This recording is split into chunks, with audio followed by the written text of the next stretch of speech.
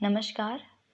हमने पिछली वीडियो में अंदर चंबल नदी और बनास नदी के बारे में और उनकी कुछ सहायक नदियों के बारे में बात की थी और हमने बनास नदी की बेडस नदी, कोठारी नदी, खारी नदी, गंभीरी नदी के बारे में बात की थी जो उसकी सहायक नदियाँ थीं।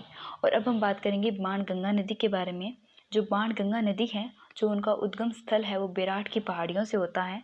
जो बेराट की पहाड़ियाँ हैं वह जयपुर के अंदर हैं और जो इसका प्रवाह क्षेत्र है वो है जयपुर, दौसा और भरतपुर।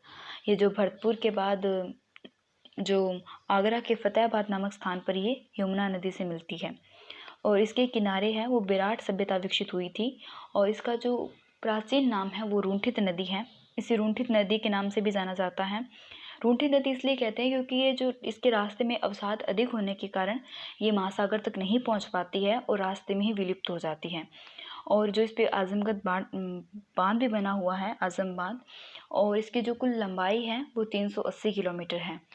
अभी हमने 3 नदियों के बारे में बात की थी, चंबल नदी, बनास नदी और बाणगंगा नदी। जो लूनी नदी के बारे में बात की थी।